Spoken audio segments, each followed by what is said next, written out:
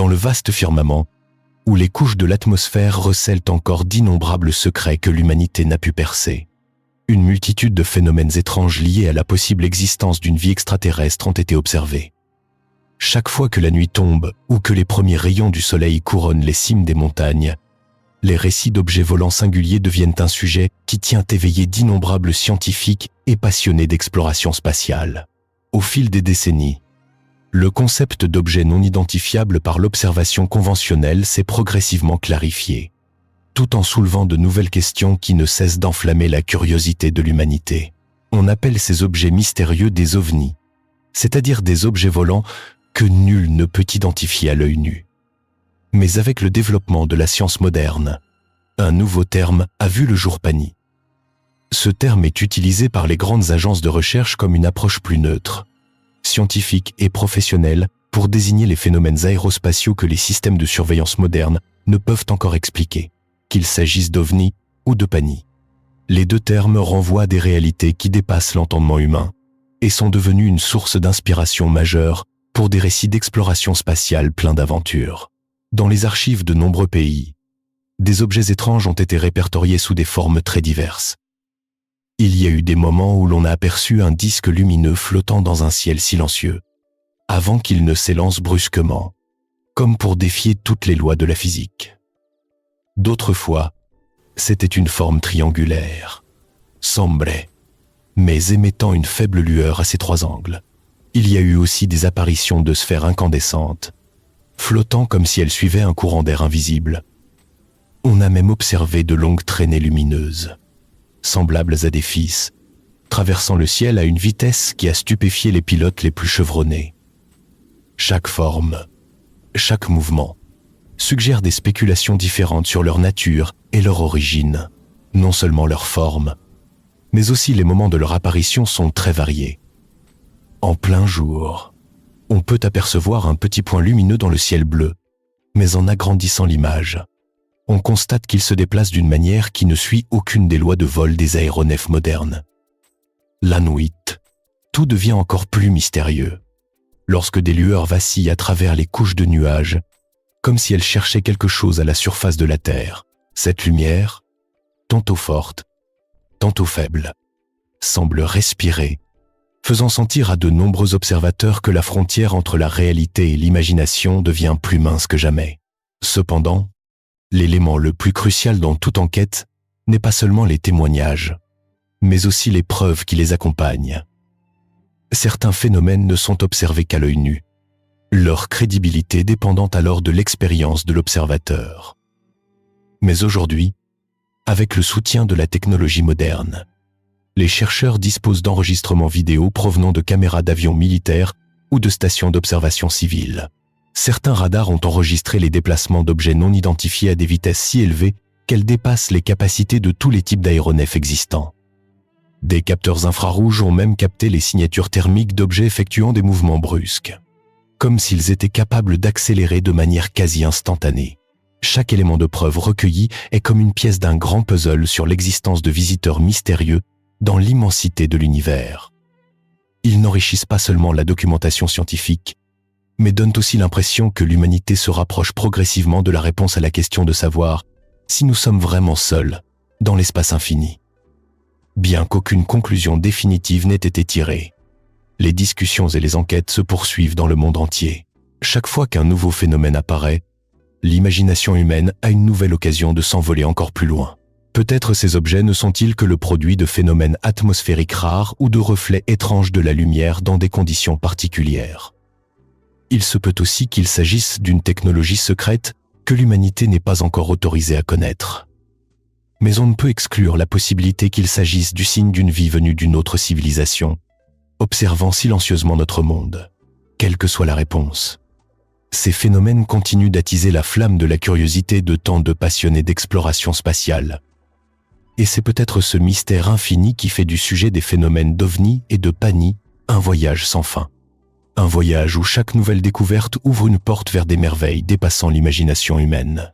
Le ciel nocturne a toujours été une porte grande ouverte, menant l'imagination humaine bien au-delà des limites familières. Et au milieu de cette obscurité infinie, il y a des moments qui obligent le monde entier à s'arrêter. à écouter et à se demander si nous sommes vraiment seuls dans l'univers. L'histoire commence avec le frisson d'un jeune chercheur assis dans une petite pièce remplie de documents, où des photographies floues et des rapports confidentiels esquissent un tableau nébuleux de phénomènes jamais élucidés. Il regarde le ciel par la fenêtre et laisse son esprit dériver vers les événements qui ont autrefois secoué l'humanité. Des événements qui, chaque fois qu'on les évoque, suscitent à la fois curiosité et scepticisme. Ce voyage commence avec l'incident de Roswell en 1947, où un objet étrange s'est écrasé au milieu d'un désert aride, créant une vague de rumeurs qui a duré des décennies. Les nouvelles de l'époque parlaient d'un étrange débris métallique trouvé par les habitants locaux, puis immédiatement emporté par les forces militaires dans le plus grand secret. Personne ne sait exactement ce qui s'est passé. Seulement des histoires transmises oralement sur un objet volant dépassant l'entendement, qui n'ont cessé d'alimenter les spéculations. Le jeune chercheur sent le poids invisible de l'histoire peser sur chaque page de document. Car Roswell n'est pas seulement un événement, mais aussi la flamme qui a allumé un débat jamais apaisé. Il poursuit son exploration et se souvient du phénomène des lumières de Phoenix en 1997. Lorsque des milliers d'habitants de l'Arizona ont levé les yeux au ciel et ont vu une rangée de lumières mystérieuses flotter pendant plusieurs minutes, toute l'Amérique s'est de nouveau plongée dans des interrogations sur des visiteurs venus d'ailleurs. Les témoins les ont décrites comme se déplaçant lentement, en silence, telle une entité gigantesque dérivant sous leurs yeux. Ni avion de chasse, ni satellite, mais quelque chose qui échappait complètement au concept familier. Le chercheur imagine le sentiment de ceux qui ont été témoins directs. Un mélange d'émerveillement et de peur, en sachant qu'ils voyaient quelque chose que la science officielle ne pouvait expliquer. Ces histoires ne suffisaient pas à éclaircir le mystère, jusqu'à ce que des vidéos d'objets étranges soient publiées par une agence militaire de premier plan. Les enregistrements Tic-Tac, Gimbal et GoFast sont apparus comme des preuves irréfutables que quelque chose opérait dans le ciel terrestre avec des capacités de mouvement dépassant de loin la technologie actuelle. Le chercheur se souvient de ces images floues mais lourdes de sens, où des objets accéléraient brusquement, viraient avec une agilité extraordinaire, sans laisser aucune trace aérodynamique.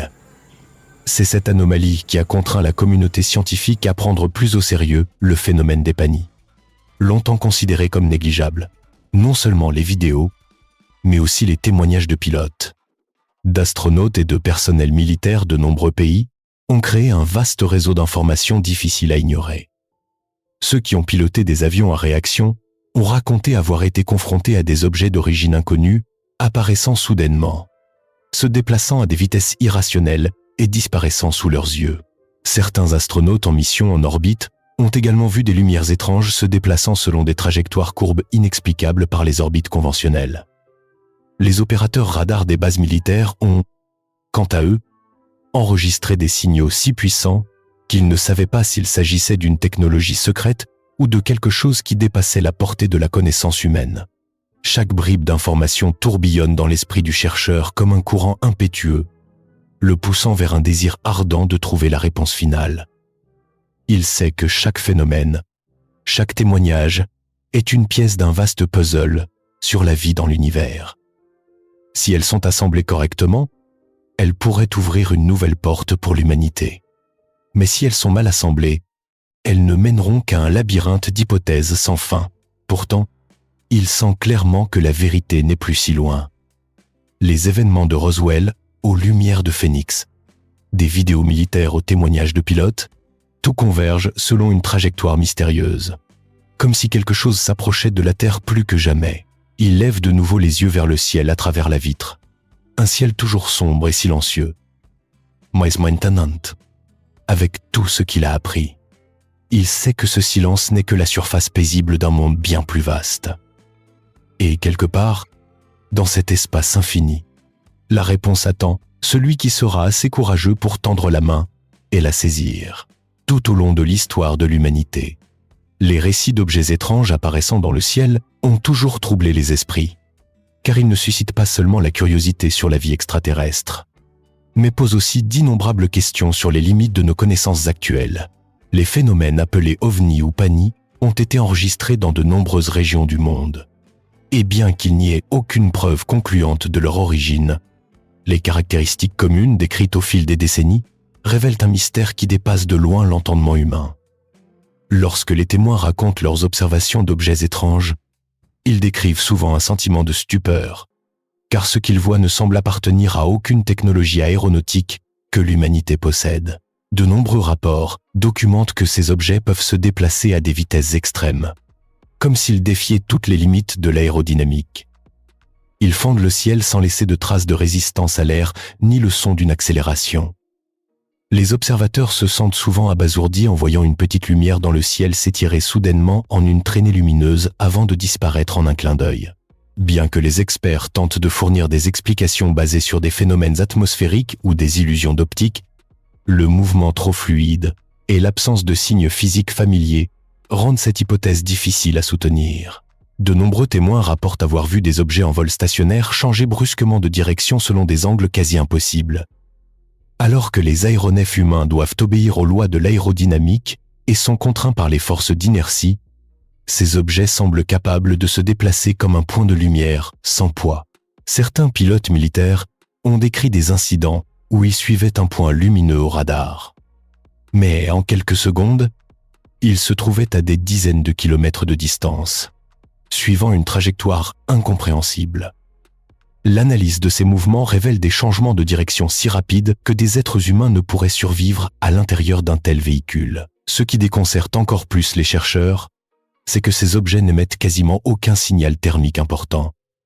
Les systèmes de capteurs peuvent facilement détecter les moteurs des avions modernes grâce à l'énorme quantité de chaleur générée par la combustion du carburant. Cependant, face à ces objets non identifiés, les instruments n'enregistrent aucune signature thermique significative, comme s'ils se déplaçaient sans avoir recours à un moteur conventionnel. Cela amène beaucoup de gens à se demander s'il existe une forme de technologie avancée bien au-delà de la compréhension humaine, ou si ces objets sont des entités biologiques capables de générer leur propre propulsion d'une manière totalement différente. L'absence de son et de signature thermique laisse supposer que les ovnis pourraient utiliser un mode de fonctionnement totalement inconnu. Certaines hypothèses suggèrent qu'ils pourraient manipuler les champs gravitationnels ou utiliser une forme d'énergie de champ que la science actuelle ne peut pas encore décrire.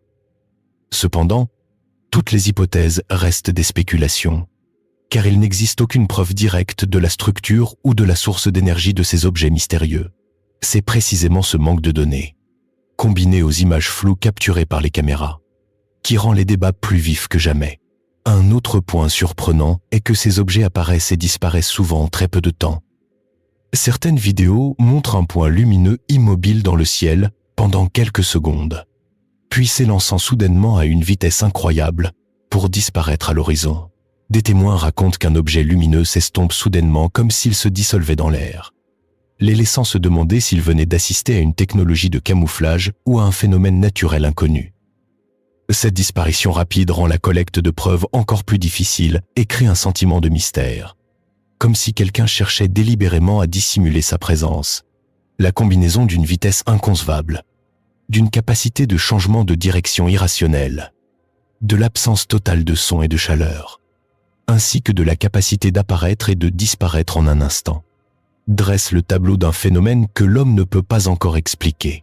De nombreux scientifiques prudents suggèrent que ces phénomènes pourraient être liés à la météorologie ou à des formes d'énergie encore mal comprises, tandis que les partisans de la théorie extraterrestre croient qu'il pourrait s'agir du signe d'une civilisation avancée observant la Terre à distance.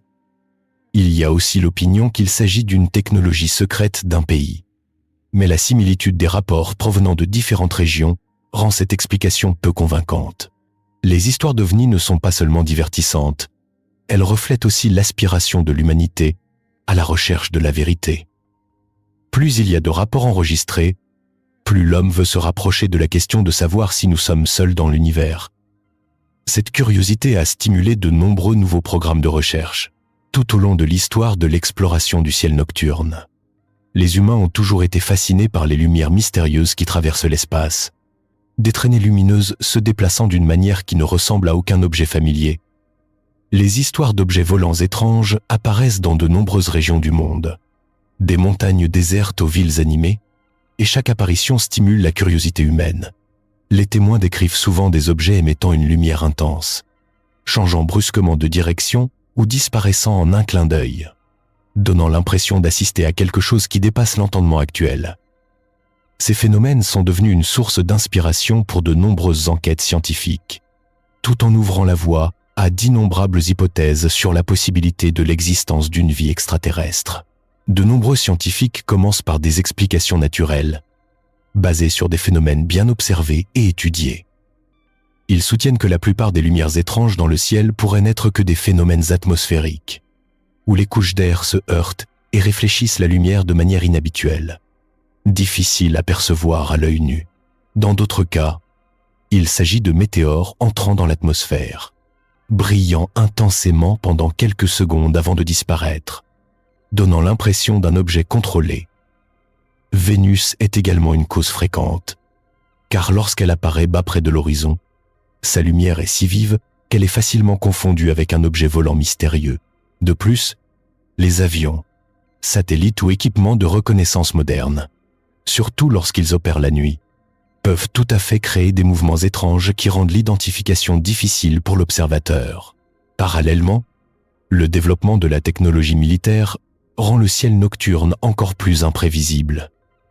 Il existe des dispositifs expérimentaux conçus pour se déplacer à grande vitesse, voler à basse altitude ou émettre des signaux optiques étranges à des fins de recherche ou stratégiques. Ces technologies sont souvent gardées absolument secrètes, non divulguées au public, ce qui conduit facilement les gens à des malentendus et à formuler des hypothèses sur des objets venant d'un autre monde. Certaines descriptions d'OVNI présentent des caractéristiques similaires à celles des drones furtifs ou des véhicules expérimentaux utilisant des moteurs avancés. Cela rend la détermination de la véritable nature des phénomènes célestes encore plus complexe et ambiguë. Non seulement les facteurs naturels ou technologiques créent le mystère, mais la psychologie humaine joue également un grand rôle dans la formation des histoires d'OVNI. Face à un ciel immense, où la lumière et la distance peuvent tromper les yeux, les humains ont tendance à exagérer ce qu'ils voient. Des illusions d'optique brèves, des zones sombres entre les nuages ou des reflets de lumière sur une vitre peuvent se transformer en objets étranges dans l'imagination.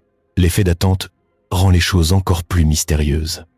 Car lorsque les gens croient qu'ils sont sur le point de voir quelque chose d'inhabituel, leur cerveau comble les détails manquants et crée une image qu'ils croient réelle. Cela explique pourquoi de nombreuses personnes peuvent regarder dans la même direction, mais seulement quelques-unes prétendent voir un ovni. Pourtant, parmi les milliers de rapports enregistrés dans le monde, il existe un petit pourcentage de cas qui ne peuvent être expliqués par la science ou la psychologie. Ces cas stimulent souvent la curiosité des chercheurs et ouvrent la voie à des hypothèses sur la technologie d'une civilisation extraterrestre. Certains experts suggèrent que si des êtres intelligents existent ailleurs dans l'univers, ils pourraient avoir développé une technologie bien supérieure à celle de l'homme, capable de voyager entre les étoiles et de visiter notre système solaire. Ils se demandent si les objets capables de changer instantanément de direction ou de disparaître en un instant pourraient être le produit d'une technologie antigravité ou de véhicules de transport interdimensionnels. Cette hypothèse ne peut être prouvée avec les données actuelles, mais elle persiste comme une suggestion sur des possibilités que l'homme n'est pas encore capable de comprendre pleinement. C'est cet enchevêtrement d'éléments scientifiques et non scientifiques qui rend ce sujet si captivant dans les discussions modernes. D'une part, la science insiste toujours sur les phénomènes naturels et les dispositifs technologiques qui peuvent expliquer la plupart de ce que les humains voient dans le ciel. D'autre part, l'imagination et l'instinct de curiosité amènent beaucoup de gens à croire que tout ne peut pas être expliqué simplement. Ce mélange crée une zone grise intellectuellement stimulante, où chaque hypothèse soulève de nouvelles questions, de la nature de la perception aux limites de la technologie. Les observations d'OVNI ne sont pas simplement des événements étranges dans le ciel, mais aussi un miroir reflétant le désir de l'humanité de comprendre le monde extérieur. Que l'explication soit un météore, un phénomène atmosphérique, une technologie militaire ou la trace d'une autre civilisation. Chaque histoire contribue à élargir la perspective de l'humanité sur l'immensité de l'univers. Le ciel nocturne devient ainsi une scène où la science et l'imagination coexistent, guidant les humains plus profondément dans leur quête de la vérité, sur leur place dans l'espace infini. Au cours des décennies, le voyage de l'humanité à la découverte de l'univers a toujours été accompagné de récits d'objets volants étranges apparaissant dans le ciel. Des ombres lumineuses traversant les nuages sombres ou des points lumineux changeant de direction de manière anormale sont devenus le sujet d'innombrables débats. Certains affirment avoir vu des objets n'appartenant pas à la Terre, y voyant le signe d'une civilisation cosmique nous observant en silence. Cependant, toutes ces histoires se situent dans la zone grise, entre croyance et scepticisme, obligeant les scientifiques à tenter d'expliquer ces phénomènes de manière prudente et objective. La plupart des preuves publiées ne sont pas assez convaincantes pour tirer une conclusion claire. Les vidéos sont souvent tournées à la hâte, dans de faibles conditions d'éclairage, avec des mouvements difficiles à distinguer, rendant les images floues. D'autres vidéos sont suspectées d'être le produit de manipulations numériques ou de reflets naturels de la lumière dans l'atmosphère. Les photographies prises de loin ne montrent généralement aucun détail permettant d'identifier la forme ou la structure de l'objet. Cela oblige de nombreux enquêteurs à admettre que se fier à de tels documents est insuffisant pour affirmer l'existence d'une quelconque créature extraterrestre. Dans les missions d'enquête scientifique, les chercheurs soulignent que pour valider un phénomène, il faut des données multicapteurs. Il ne s'agit pas seulement de vidéos, mais aussi d'observations radar, infrarouges et de divers systèmes optiques. Lorsque des sources de données indépendantes enregistrent simultanément un même phénomène et que les mesures concordent, la valeur de la preuve devient alors vraiment crédible. Un objet qui apparaît sur une caméra mais pas sur un radar pourrait n'être qu'une interférence lumineuse ou un phénomène atmosphérique aléatoire. Inversement, si un radar enregistre un objet se déplaçant à une vitesse anormale, mais que la caméra ne voit rien, il peut s'agir d'une défaillance de l'équipement ou d'une réflexion provenant d'un objet non pertinent. Par conséquent, l'exigence de combiner des données multicapteurs est devenue une norme obligatoire dans toutes les enquêtes modernes. Dans les stations d'observation gouvernementales et les agences de recherche spatiale, des équipes d'experts surveillent en permanence le ciel avec des systèmes de surveillance avancés.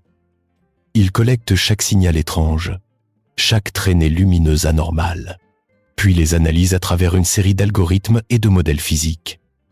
Chaque donnée est vérifiée à plusieurs reprises pour éliminer les erreurs système ou les influences environnementales. En réalité, la plupart des phénomènes étranges, après analyse, sont identifiés comme des objets ordinaires tels que des équipements militaires, des drones, des satellites, ou même simplement des reflets lumineux de la haute atmosphère. C'est pourquoi les scientifiques restent toujours prudents face à toute déclaration concernant des êtres extraterrestres. Cependant, il existe des cas qui obligent les enquêteurs à consacrer plus de temps à l'analyse. Certains phénomènes enregistrés par radar montrent des mouvements que la technologie actuelle a du mal à expliquer, comme la capacité de changer de direction à grande vitesse ou de se déplacer sans générer de signal thermique clair. Bien que ces données soient encore très controversées, elles suffisent à soulever la question de savoir si, dans l'immensité de l'univers, il existe d'autres civilisations possédant une technologie dépassant notre entendement. Ces interrogations motivent les chercheurs à continuer d'investir dans de meilleurs systèmes de surveillance et à étendre les programmes de recherche de vie extraterrestre. Le rôle des agences gouvernementales et des organisations scientifiques dans l'enquête sur les ovnis ou les phénomènes inexpliqués est d'une importance capitale. Elles ne se contentent pas de collecter des données de diverses sources, mais publient également les résultats de leurs analyses de manière transparente pour que la communauté internationale puisse les évaluer. De nombreux programmes autrefois secrets ont été déclassifiés pour offrir une vision plus réaliste de la manière dont les nations surveillent les objets étranges dans le ciel. Bien que les résultats ne conduisent généralement pas à des déclarations fracassantes, ces rapports aident à réduire la confusion et à renforcer la confiance en la science. Néanmoins, l'homme reste fasciné par l'idée que nous ne sommes peut-être pas seuls dans l'univers. Les histoires de lumière mystérieuses continuent d'apparaître et de défier l'imagination de l'humanité. Les scientifiques savent bien qu'une seule preuve authentique suffirait à changer complètement la perception de l'homme sur la vie cosmique. C'est pourquoi la recherche se poursuit, non pas fondée sur l'attente, mais sur le désir d'explorer et le besoin de comprendre notre place dans l'immensité de l'espace. Une nuit profonde s'abattit sur la vallée paisible, où le vent de la forêt murmurait à travers les frondaisons et où les petits chemins menant aux fermes s'étaient endormis après une longue journée de labeur. Dans cette atmosphère silencieuse, on avait pourtant le sentiment d'attendre l'approche de quelque chose d'inhabituel. C'est dans de tels moments que les histoires de suspicion d'enlèvement par des extraterrestres ont commencé à être consignées dans d'innombrables rapports dispersés au fil des décennies. Ces récits commençaient toujours par la même scène, un individu tombant dans un état de rêverie, entre réalité et illusion, avant d'être emmené à bord d'un étrange vaisseau flottant dans le ciel nocturne. Dans le flot de ces légendes modernes, il y a l'histoire d'An, un jeune homme vivant en banlieue, au caractère introverti, passionné d'astronomie, qui passait souvent ses nuits à observer le ciel. On ne croyait pas aux histoires sensationnelles, aux récits de lumière étrange ou de hurlements résonnant depuis les collines. Pour lui, tout phénomène avait une explication scientifique, et avec une observation suffisamment longue, l'homme pouvait comprendre la nature de toute anomalie.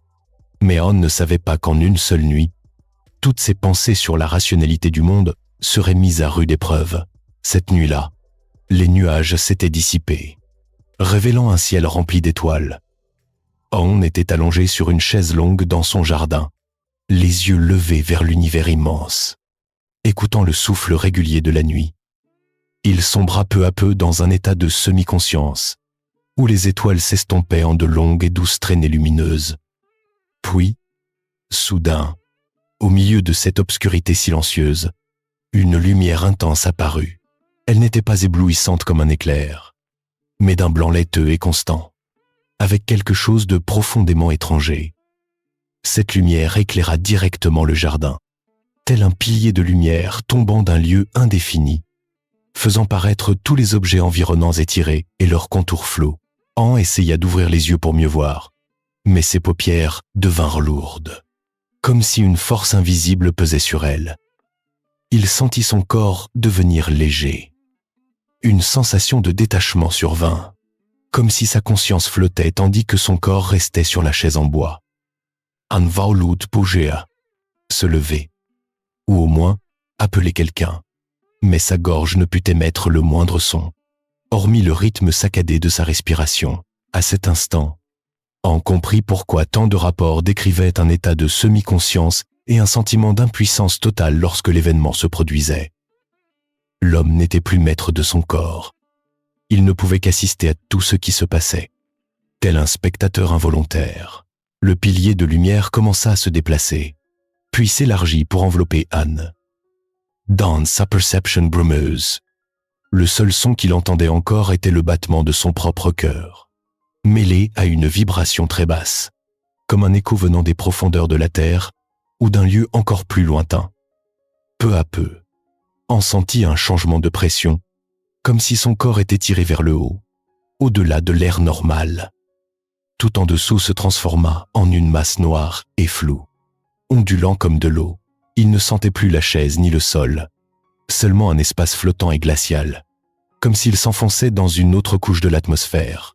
Lorsque la conscience d'An s'éclaircit un peu, il se vit allongé sur une surface lisse, plate, émettant une faible lueur. L'espace environnant était sombre, mais pas complètement. Des lignes de lumière, comme de minces rubans, parcouraient les murs et le plafond, créant une lumière douce qui rendait toutes les ombres pâles. On n'entendait plus le bruit des insectes ni le souffle du vent, seulement un silence étrange qui enveloppait tout. Il regarda lentement autour de lui. Et puis, il les vit, 3 silhouettes grandes et élancées se tenaient à quelques pas de lui. Leur corps était si mince qu'ils semblaient en apesanteur, se déplaçant légèrement comme une fine brume. La lumière des murs se reflétait sur leur peau, donnant à la surface de leur corps un éclat étrange. Leur visage n'était pas net, mais leurs yeux noirs et profonds brillaient comme s'ils reflétaient les pensées d'An. Il ne les entendit pas parler.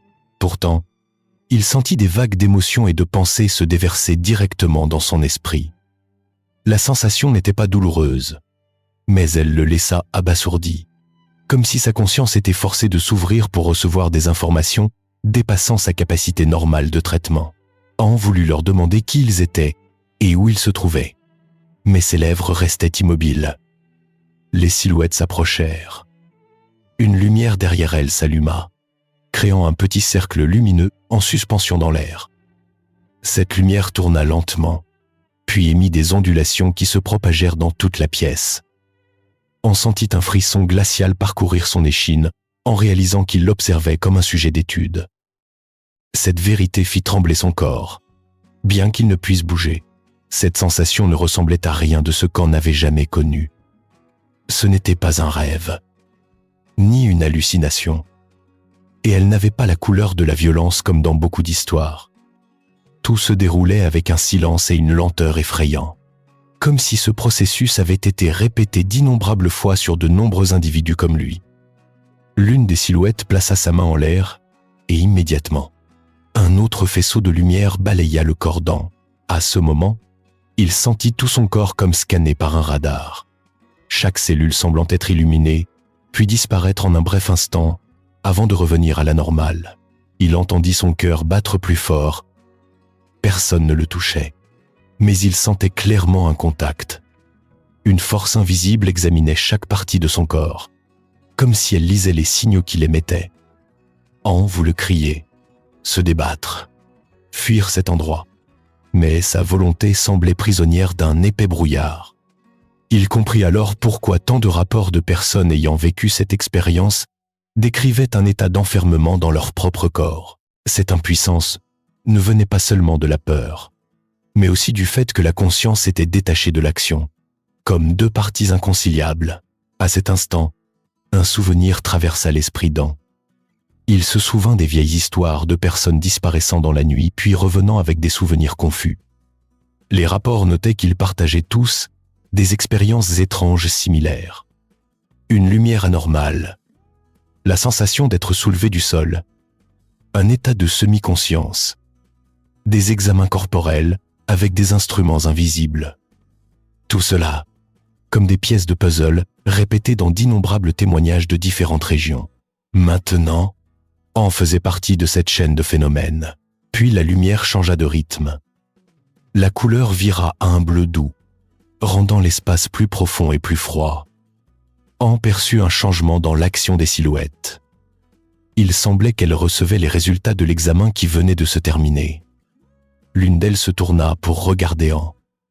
Il sentit comme un courant de pensées étranges pénétrer son esprit, lui faisant réaliser qu'elle n'avait pas l'intention de lui faire du mal. Elle recueillait simplement des informations sur le corps humain, comme des scientifiques étudiant une créature rare. Mais même en sachant cela, la peur ne diminua pas. Car Anne ne savait pas combien de temps ce processus durerait, ni s'il serait autorisé à revenir. Aucune des silhouettes ne montrait le moindre signe d'intérêt pour son anxiété. Elle travaillait avec un calme glacial et une précision absolue. Chaque mouvement était doux, mais imprégné d'une sensation d'étrangeté, comme venant d'une civilisation bien au-delà de l'humanité. La pièce se mit à vibrer légèrement. Un son grave se propagea dans l'espace, faisant vibrer l'air comme de l'eau agitée. Les silhouettes reculèrent un peu, puis la lumière dans la pièce s'estompa. Le flux de pensée transmis à An changea. Il perçut un signal vague, comme un avertissement ou une annonce de la fin de la première phase d'observation. Quelque chose de différent allait suivre. Il essaya de se concentrer pour mieux comprendre. Mais sa conscience commença à s'estomper, comme attirée dans une obscurité douce. Avant de sombrer dans les ténèbres, An eut juste le temps de sentir son corps devenir plus léger, puis de tomber dans un sommeil profond. Sans rêve, sans souvenir, la conscience d'An revint lentement, comme s'il remontait progressivement d'un abîme aquatique où la lumière ne pouvait pénétrer. Au début, tout n'était que des taches de lumière floues et vacillantes, qui se sont peu à peu regroupées pour former des formes plus claires. Il se sentit flotter dans une atmosphère chaude et légère, mais son corps était lourd, comme attiré vers le bas par une gravité inconnue. Lorsqu'An essaya d'ouvrir à nouveau les yeux, il vit le plafond de la pièce bouger très lentement, comme si toute la structure se déplaçait au rythme de la respiration d'une créature géante. Cependant, un instant plus tard, il réalisa que ce n'était pas le plafond qui bougeait, mais lui-même qui était déplacé. Le corps d'An reposait sur une surface plane, et la lumière environnante n'était plus monochrome comme avant, mais scintillait de longues traînées lumineuses, semblables à de minces fils ondoyants. Cette sensation le fit frissonner, car tout semblait dépasser ce qu'il avait jamais connu. Lorsque sa conscience devint plus claire, An remarqua qu'il n'était plus immobilisé comme auparavant, il pouvait bouger ses doigts et entr'ouvrir ses lèvres pour prendre une profonde inspiration. Mais l'air ici avait une odeur étrange, un mélange de brume froide et de métal, qui lui donna un léger vertige. Il se redressa lentement. Il n'y avait personne dans la pièce à ce moment-là. Toujours ces rubans de lumière fin courant le long des murs, mais ils changeaient de couleur, à un rythme régulier, comme un battement de cœur artificiel. An posa les pieds sur le sol. La surface était fraîche et reflétait son ombre de manière déformée, comme un miroir courbé. Il entendit l'écho de ses propres pas. Bien qu'il n'ait manifestement pas encore marché, ce son le fit sursauter et il dut inspirer profondément pour garder son calme. N essaya de se souvenir de ce qui s'était passé. La lumière, la sensation de détachement de son corps, les silhouettes grandes et élancées, l'examen froid et silencieux, puis l'obscurité qui l'avait englouti. Maintenant, debout dans cette pièce vide, il ne savait pas combien de temps il avait dormi, ni si ce qui venait de se passer était réel ou le résultat d'une crise nerveuse temporaire. Mais chaque détail était trop clair pour être une hallucination, de la froideur du sol à la vibration vague dans l'air. Tout était si réel qu'An ne pouvait en douter. Un son retentit derrière lui. Pas des bruits de pas, pas une voix humaine. C'était comme le léger déclic d'un objet se déplaçant dans l'air. An se retourna et vit le mur derrière lui s'ouvrir en une fine fente de lumière, qui s'élargit progressivement comme une porte sans charnière. De cette fente, une lumière blanche et pure inonda la pièce, faisant se fondre tous les objets les uns dans les autres. An héchita, mais sut qu'il n'avait d'autre choix que d'entrer dans ce nouvel espace. Derrière la porte se trouvait un couloir si long que l'œil nu peinait à en voir le bout. De chaque côté du couloir, de grandes fenêtres lumineuses diffusaient une lumière douce et uniforme, rendant l'espace plus vaste qu'il ne l'était en réalité.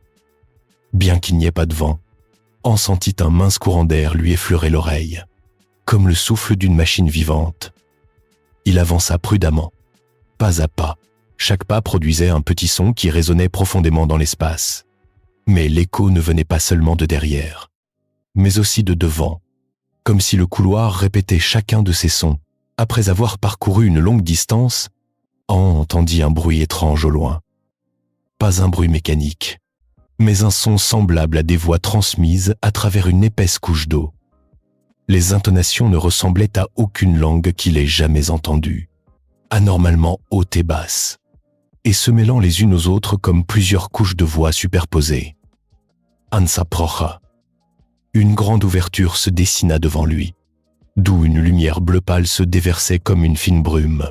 En s'approchant, il sentit un changement dans l'air, comme s'il entrait dans un environnement à pression différente. À l'intérieur se trouvait une grande pièce circulaire, bien plus grande que l'espace précédent. Au centre de la pièce, il y avait une structure étrange, semblable à une sphère géante, flottant juste au-dessus du sol. La surface de la sphère était en mouvement constant, comme un liquide reflétant une lumière bleu-azur. Autour de la sphère se trouvaient les silhouettes qu'on avait déjà rencontrées. Elles se tenaient en cercle, les mains tendues vers la sphère, comme si elles accomplissaient un rituel qu'il ne pouvait comprendre. Cette fois, An réalisa qu'elles n'étaient pas seulement 3, mais plus de 10 silhouettes différentes, avec des hauteurs et des teintes corporelles légèrement différentes. L'une des silhouettes se tourna pour regarder An. Leurs yeux noirs et profonds lui donnèrent l'impression d'être aspirés dans un vide infini. Une vague de pensée lui parvint. Sans mots, mais clair. Il l'invitait à entrer dans le cercle. An réfléchit quelques secondes, puis s'approcha, sachant que la résistance ne mènerait à rien. Lorsqu'il entra dans le cercle, la sphère réagit immédiatement. Sa surface passa du bleu à l'argenté et propagea des ondes de lumière comme des rides sur l'eau. Une légère attraction tira An vers elle, mais ce n'était pas une attraction physique. C'était comme si quelque chose dans son esprit était touché et attiré vers la sphère, debout juste devant la sphère. An sent it's a perception changer. L'espace environnant s'estompa, remplacé par un flot d'images défilant dans son esprit à une vitesse si rapide qu'il était impossible de les saisir. Des étoiles lointaines, des planètes inconnues, des structures géométriques colossales flottant dans l'obscurité cosmique. Des flux de lumière brillante s'enroulant en forme semblable à des tornades. Il sentit une connexion avec une source de données immense, dépassant son imagination. Tout sembla se déverser dans sa tête, le laissant étourdi et au bord de l'effondrement. N'eût été une force invisible qui maintenait son corps droit. Les images continuèrent de défiler. Il vit des créatures leur ressemblant se déplacer dans le vide sans vaisseau ni équipement. Il vit des scènes de sphères incandescentes traversant des portails d'énergie s'ouvrant entre deux régions de l'espace. Il vit des images d'humains tombant dans un état d'immobilité avant d'être emmenés à bord d'immenses vaisseaux, semblables à des villes miniatures. C'était trop, et trop rapide. An ne pouvait distinguer ce qui était leur souvenir, ce qui était l'information qu'il voulait qu'il sache, et ce qui était son propre esprit. Puis le flot d'images s'arrêta. L'espace redevint comme avant. La sphère lumineuse s'assombrit lentement. L'une des silhouettes s'approcha et tendit la main vers An. La vague de pensées transmise cette fois était plus claire. Il ne voulait pas lui faire de mal. Il voulait seulement observer le corps humain pour mieux comprendre l'évolution et la structure biologique particulière de l'espèce humaine. Cette sensation laissa An perplexe. Pendant tout ce temps, il s'était considéré comme la victime d'un événement incontrôlable. Mais maintenant, il réalisait qu'il n'avait pas l'intention de lui infliger de la douleur ou de le posséder, mais qu'il menait simplement un processus de recherche dans un silence absolu. Cependant, il y avait autre chose dans ce flux de pensées qui ne manqua pas de le faire frissonner. Il n'observait pas seulement. Il cherchait quelque chose dans la structure biologique des humains, une variable particulière, un signal caché au plus profond des gènes qui, d'une manière ou d'une autre, était lié à de grands changements dans l'univers. An ne comprenait pas bien, mais il savait que ce qu'il cherchait était présent en lui. Ou du moins, il le croyait, en voulait parler, poser des questions, mais sa bouche restait lourde et sa voix ne pouvait sortir. Cependant, l'une des silhouettes comprit ce qu'il voulait. Le flux de pensées qui lui transmirent cette fois lui donna la chair de poule. Ils lui firent savoir que le temps était presque écoulé. Le processus de recherche était presque terminé, et il le ramènerait là d'où il venait. Mais avant de partir, il devait voir une chose. Un mur s'ouvrit. Derrière se trouvait une autre couche d'espace, beaucoup plus sombre. Et ce qu'il vit à l'intérieur lui glaça le sang. Derrière le mur qui s'ouvrait se trouvait une salle longue et large, presque infinie. Mais la lumière y était beaucoup plus faible, plongeant l'espace dans une obscurité bleu pâle, comme une brume nocturne recouvrant le sol. Malgré la faible luminosité, An sentit quelque chose bouger à l'intérieur de ce vaste espace, comme des murmures très faibles, provenant des points les plus éloignés de la pièce.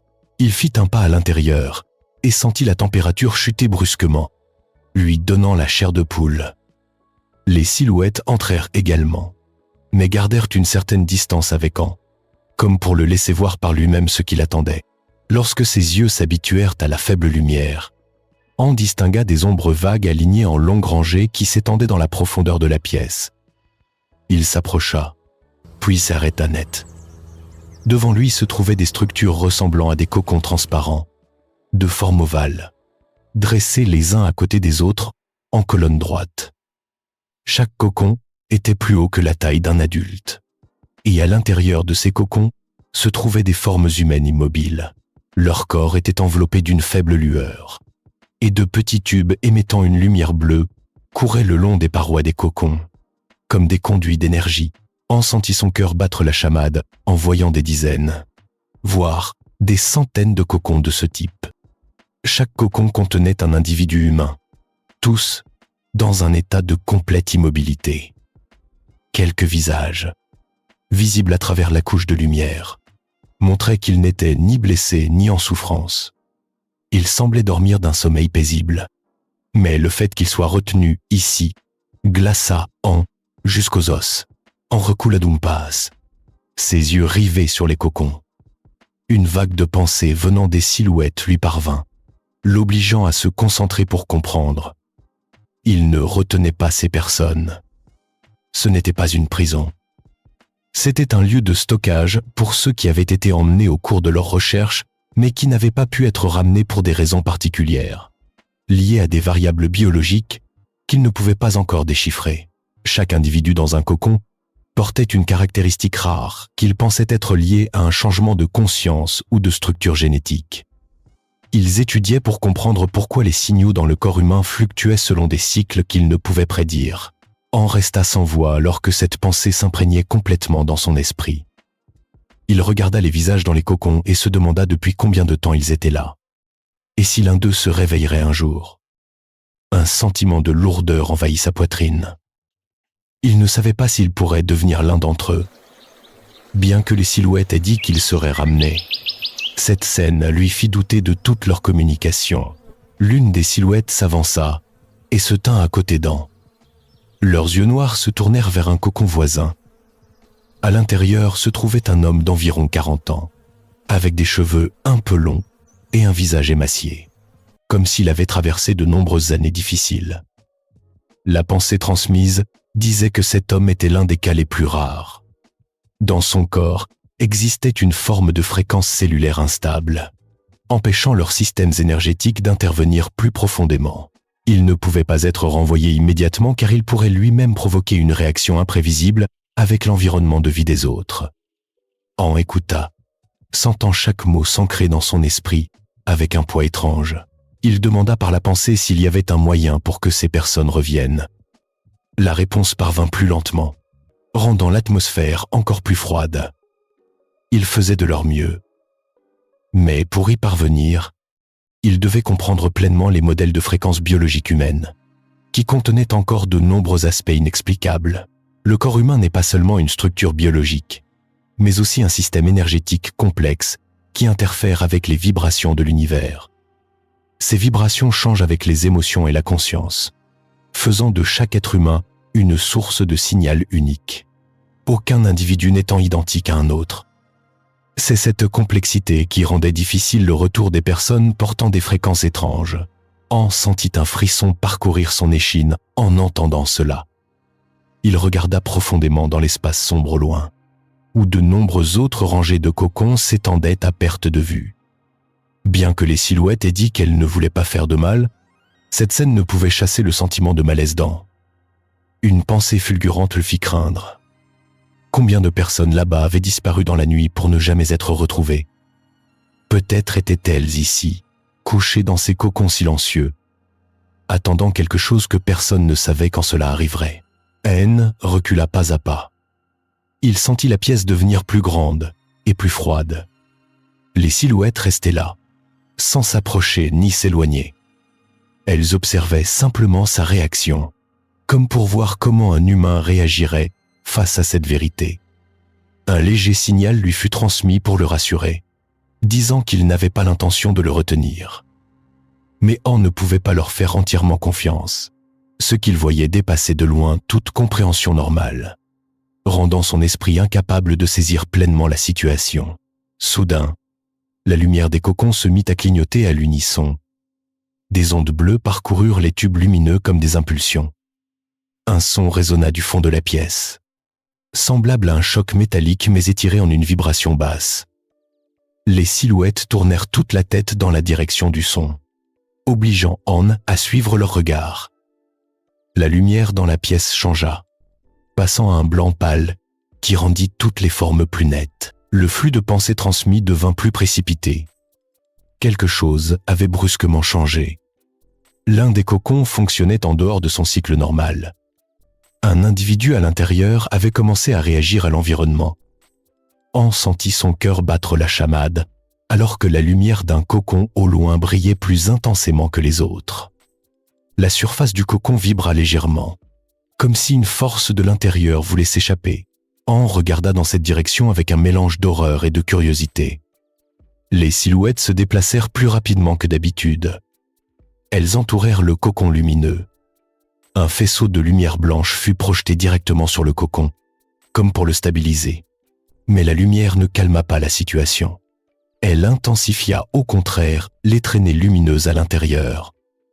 Un petit craquement retentit, faisant sursauter Anne. La surface du cocon commença à se fissurer. Une fissure, fine comme un fil de lumière, apparut au milieu du cocon, puis s'étendit en un réseau plus dense. Le son de la fracture retentit à plusieurs reprises, donnant à Anne l'impression que son cœur allait sortir de sa poitrine. Les silhouettes autour du cocon levèrent immédiatement les mains, et la lumière émanant de leurs paumes forma des cercles flous tournant autour de la surface du cocon.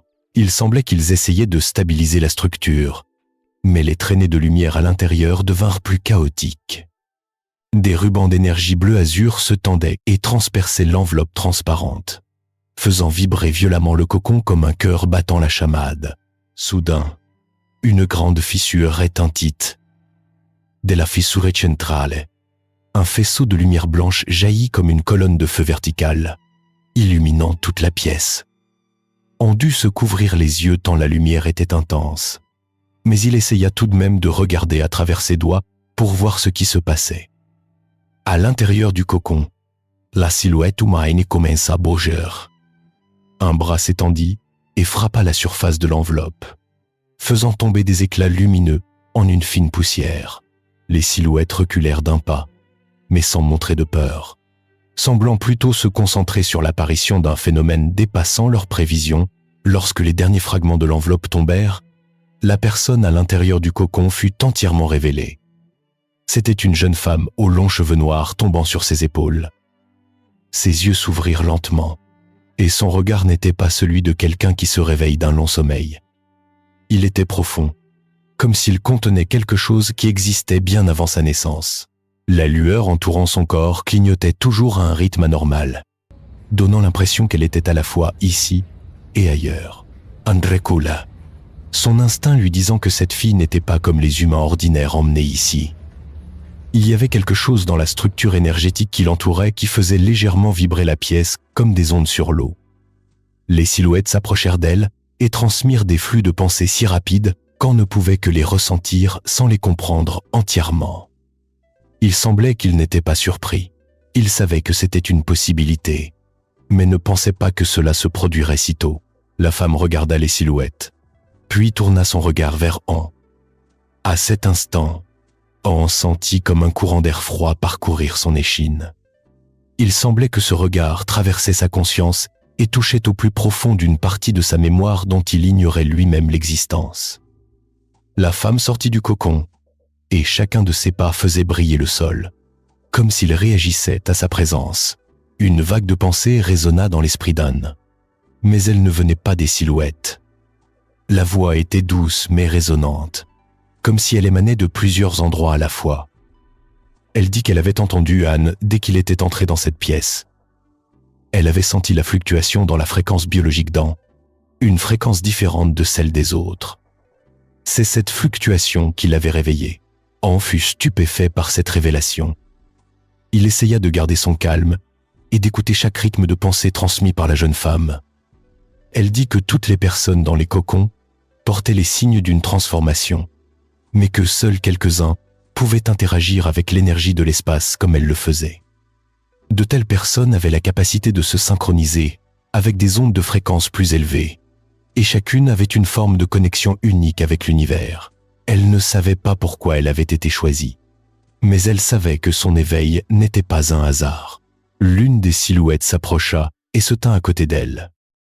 Le flux de pensées qu'ils transmirent indiquait qu'ils attendaient ce moment. Ils voulaient étudier comment des individus comme elle utilisaient l'énergie. Cependant, ils se montrèrent également prudents, car le niveau d'énergie qui l'entourait dépassait le seuil de sécurité. S'il n'était pas contrôlé, il pourrait provoquer une perturbation dans toute la structure de cet endroit. La femme les regarda sans crainte. Elle leva la main. Et Tsapa Ome s'illumina. Un cercle de lumière douce se propagea de sa main dans l'air, formant des ondes sinueuses. Les silhouettes réagirent immédiatement. Elles ajustèrent les cercles lumineux devant leur poitrine et levèrent les mains pour créer une couche d'énergie enveloppant la pièce afin d'empêcher la fluctuation de se propager à l'extérieur. Anne sentit la pression de l'air changer et une vibration basse résonnait sans cesse. Lui donnant le vertige, la fille se tourna de nouveau vers Anne.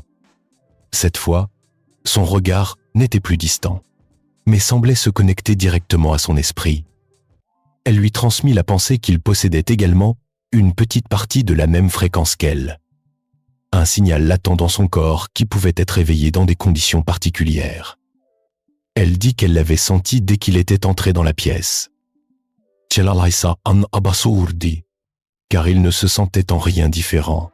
Il n'était qu'une personne ordinaire dans un monde plein de mystères dépassant l'entendement humain. Un son strident retentit, faisant trembler toute la pièce. Les silhouettes passèrent immédiatement en état d'alerte. Elles firent des signes dans l'espace, avec de courts rubans de lumière, pour se coordonner. Le flux de pensées transmis à Anne devint plus chaotique. Une autre source d'énergie pénétrait la structure des niveaux du vaisseau. Quelque chose qui n'appartenait ni à eux, ni aux humains. La lumière dans la pièce vira au violet pâle, et les cocons commencèrent à vibrer légèrement à une fréquence instable. La femme fronça les sourcils.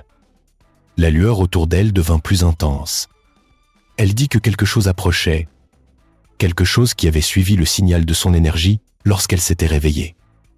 Les silhouettes se déplaçaient si vite qu'elles laissaient des traînées de lumière floue dans l'air. Une porte au fond de la pièce s'ouvrit, en coulissant, et des courants d'air froid s'engouffrèrent comme le souffle d'une force invisible.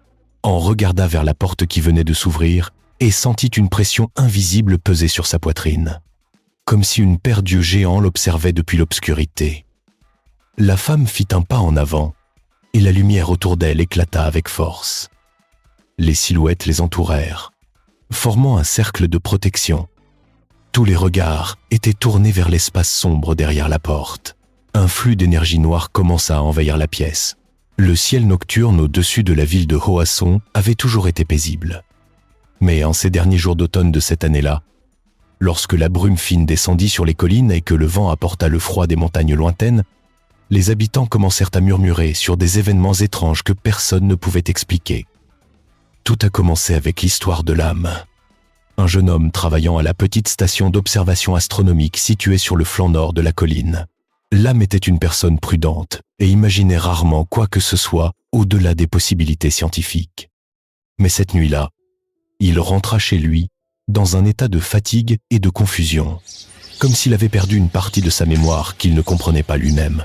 Lorsque ses amis vinrent prendre de ses nouvelles, l'âme dit seulement qu'il avait l'impression que le temps s'était écoulé sans laisser de traces dans son esprit, et que dans le dernier moment dont il se souvenait, un étrange faisceau de lumière était apparu dans le ciel, sans qu'il sache d'où il venait. À partir de cette nuit-là, le nom de l'âme devint le centre des discussions des habitants de la ville.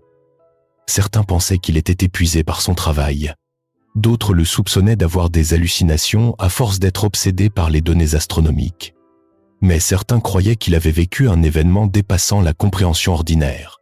L'âme ne nia, ni ne confirma rien, gardant un silence tendu qui faisait sentir à tous ceux qui le côtoyaient que ce qu'il avait vécu n'était pas simple. Et puis, des symptômes étranges commencèrent à apparaître. Un matin, l'âme se réveilla et découvrit sur son bras 3 petites marques, comme des piqûres d'aiguilles, nettes et ne ressemblant à aucune blessure de choc ordinaire. Elles n'étaient pas douloureuses, mais le firent frissonner. Une sensation de froid glacial parcourant son échine, comme si ces marques cachaient quelque chose de surréaliste. En se regardant dans le miroir, il remarqua également une profonde fatigue sur son visage. Ses yeux cernaient comme s'il avait passé une longue nuit de tension dont il ne se souvenait pas. Ce sentiment d'impuissance poussa l'âme à retourner à la station d'observation pour chercher des indices liés à l'événement étrange qu'il avait vécu. La station était située à une altitude modérée, offrant une vue complète du ciel de la région, un endroit qu'il aimait depuis son enfance. En entrant dans la salle des équipements de surveillance, il sentit une atmosphère à la fois familière et étrange. Tous les appareils fonctionnaient normalement. sans signe d'interférence. Mais en vérifiant les données de la nuit précédente, il fut surpris de découvrir une interruption de près d'1 heure, pendant laquelle toutes les machines semblaient s'être arrêtées brusquement. Cette interruption coïncidait exactement avec la période dont l'âme ne se souvenait pas.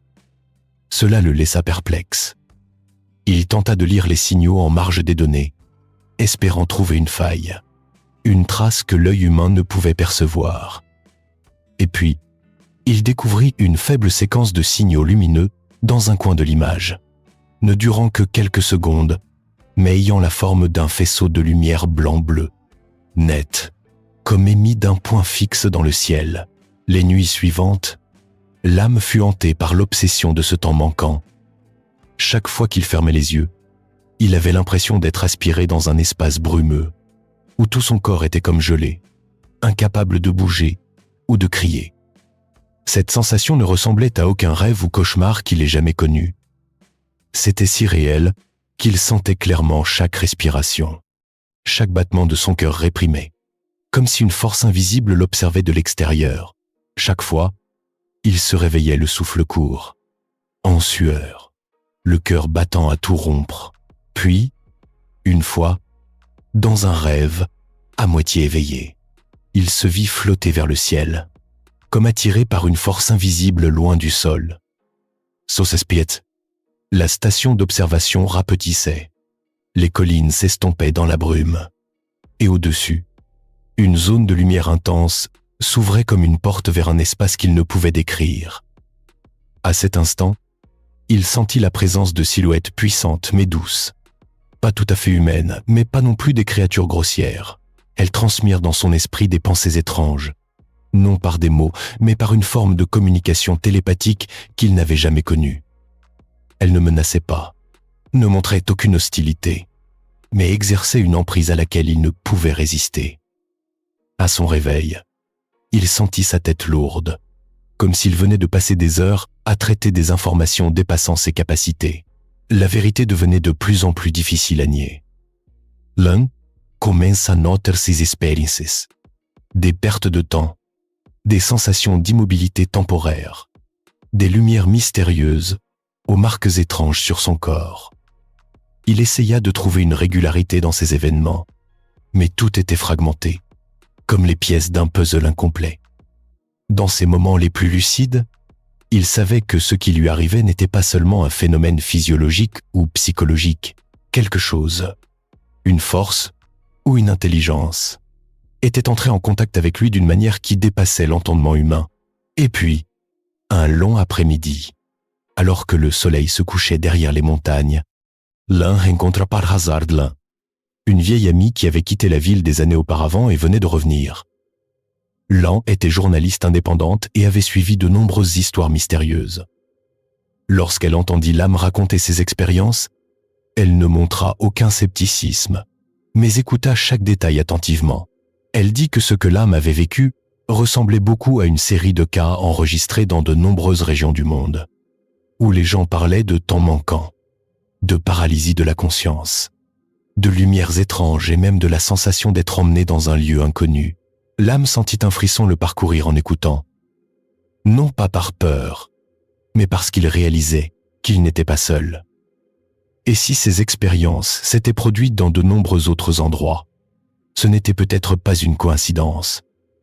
Peut-être que quelque chose se passait à une échelle plus grande, plus subtile. Cela alluma en lui une curiosité mêlée d'inquiétude, le poussant à continuer à enquêter à tout prix.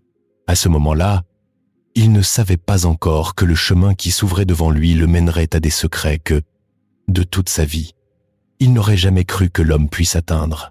Le ciel nocturne, apparemment paisible au-dessus de la ville de Hoason, révélerait peu à peu des mystères qui existaient depuis longtemps.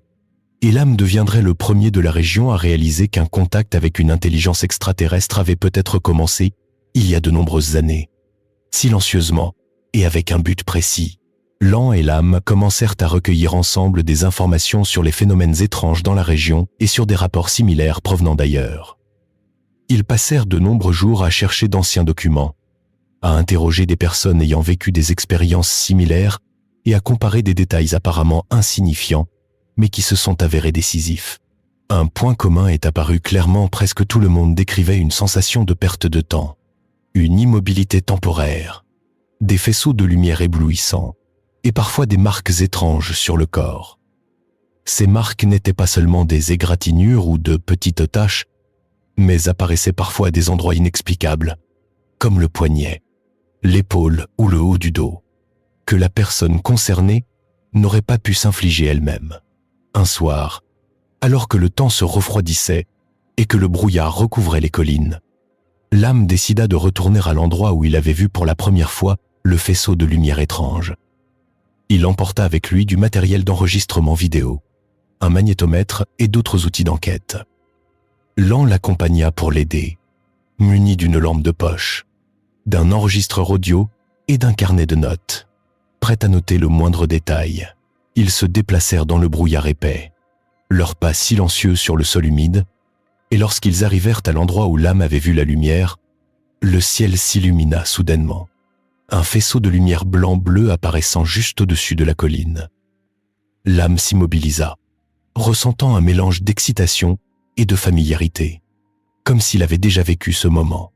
Mais ses souvenirs restaient flous. Lan alluma la caméra, essayant de capturer toute la lumière, la forme et les fluctuations de l'espace environnant.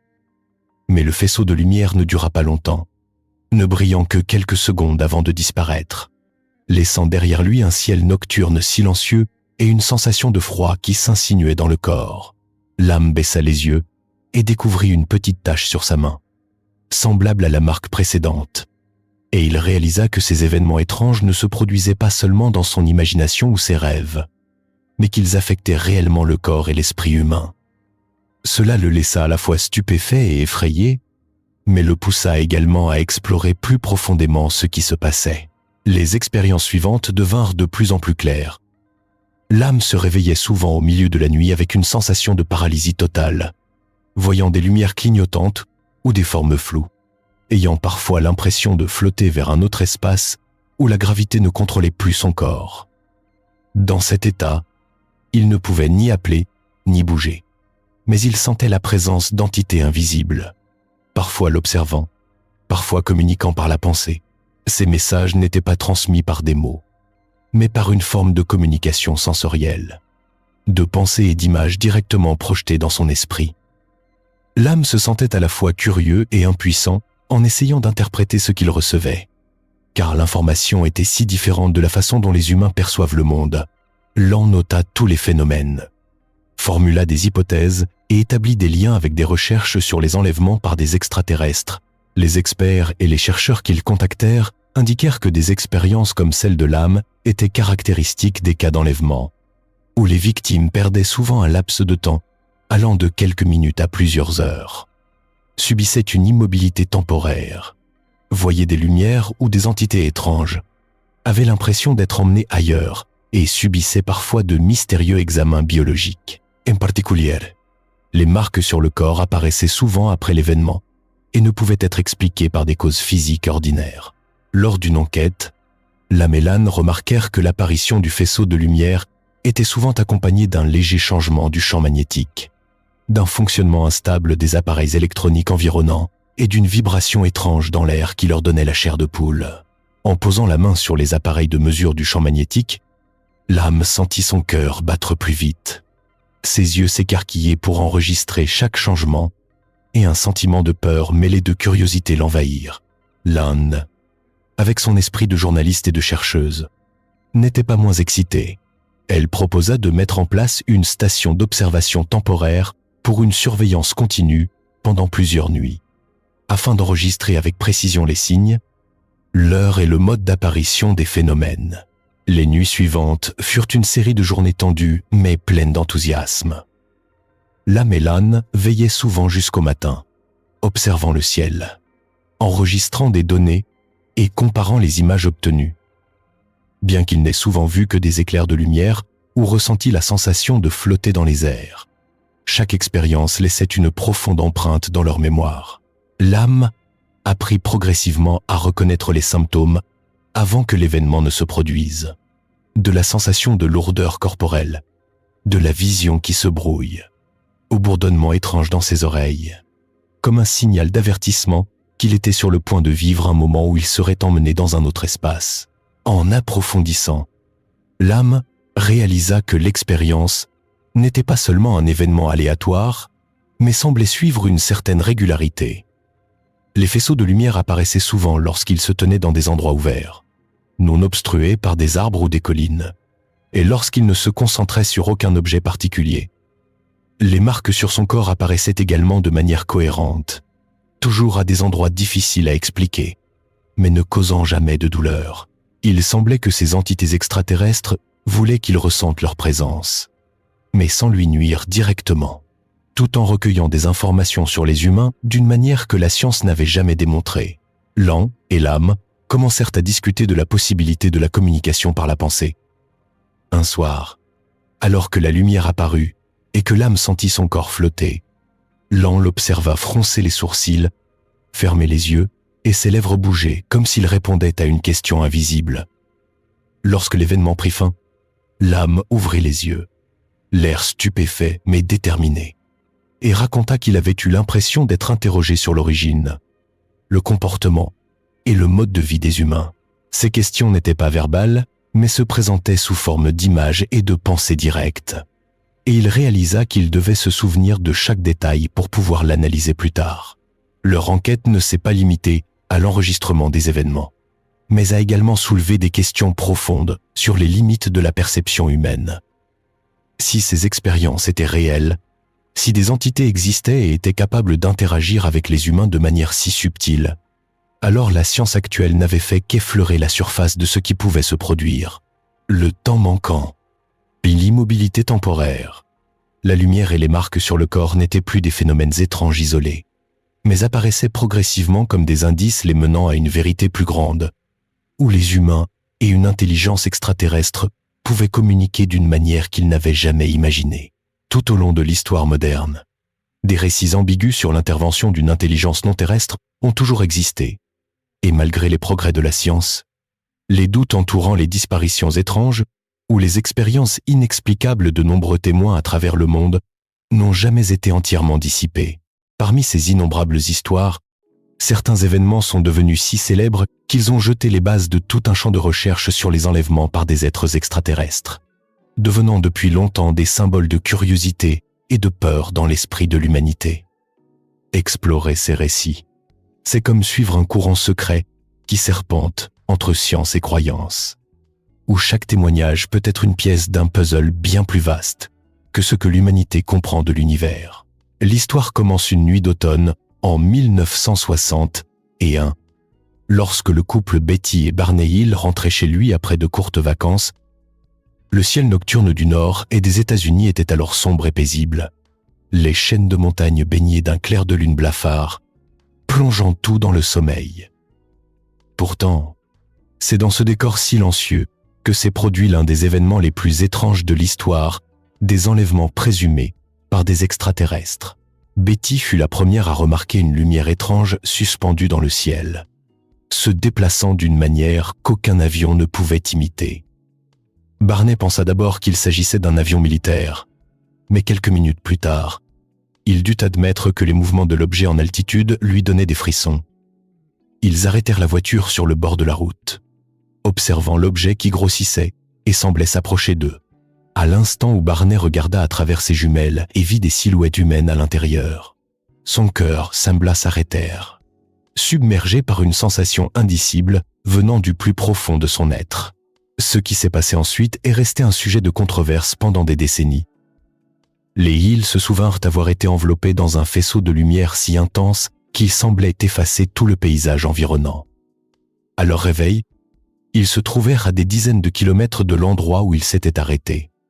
Et plusieurs heures s'étaient écoulées sans qu'ils puissent se souvenir de quoi que ce soit. Cette sensation de vide dans leur mémoire était comme si quelqu'un avait effacé des pans entiers de leur esprit. Plus tard, grâce à l'hypnose régressive, une série d'images terrifiantes fut ravivée dans leur mémoire, une pièce froide et lumineuse. Des créatures étranges aux grands yeux allongés effectuant des examens, des explorations, et communiquant avec eux d'une manière non verbale. Les détails concordants dans les récits des deux époux firent de cet incident un cas classique d'enlèvement extraterrestre et une source d'inspiration pour de nombreuses recherches et œuvres de science-fiction. Peu de temps après l'affaire des Hill, un autre cas a provoqué un grand choc dans l'opinion publique. L'histoire de Travis Walton, en 1975. Travis faisait partie d'une équipe de bûcherons dans l'État de l'Arizona, où les forêts de pins s'étendent à l'infini et où la nuit tombe plutôt dans les hautes montagnes. Ce jour-là, après le travail, l'équipe de Travis roulait sur une route forestière étroite quand ils virent soudain une forte lumière jaillir entre les arbres devant eux. En s'approchant, tout le groupe fut pétrifié à la vue d'un objet lumineux géant flottant à quelques mètres du sol.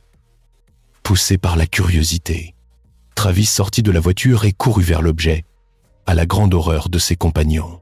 Un faisceau de lumière extrêmement puissant jaillit de l'objet et projeta Travis au loin, comme si une force invisible l'avait frappé.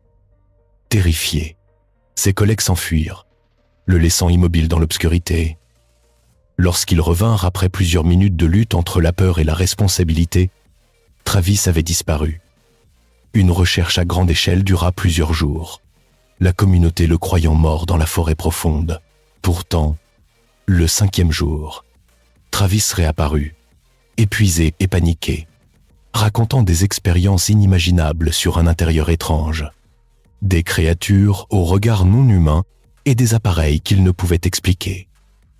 Bien que très controversée, l'histoire de Travis reste l'un des cas les plus célèbres d'enlèvements présumés par des extraterrestres. Seulement un an plus tard, en 1976, l'événement d'Allagash relança une nouvelle vague de débats sur ce phénomène. 4 hommes campant et faisant du canoë dans une région lacustre tranquille de l'État du Maine furent témoins d'une grande lumière volant au-dessus de l'eau.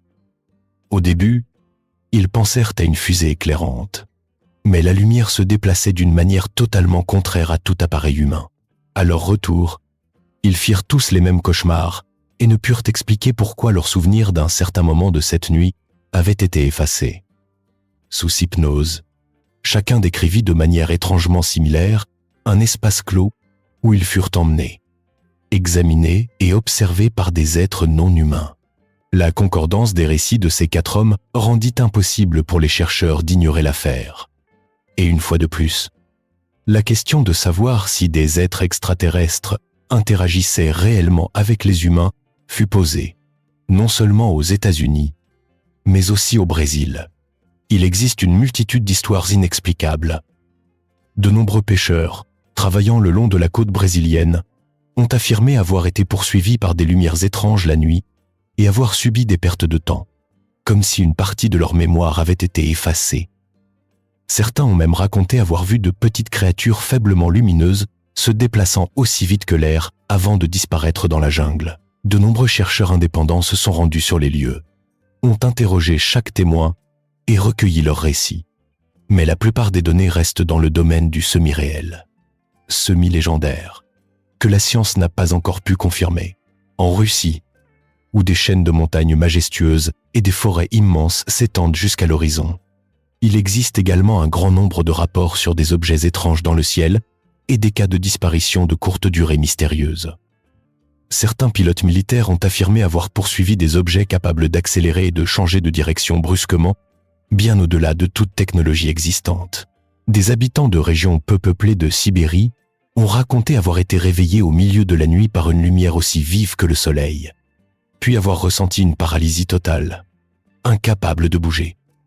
À leur réveil, ils se sont retrouvés à un endroit différent de celui où ils s'étaient endormis, et plusieurs heures s'étaient écoulées.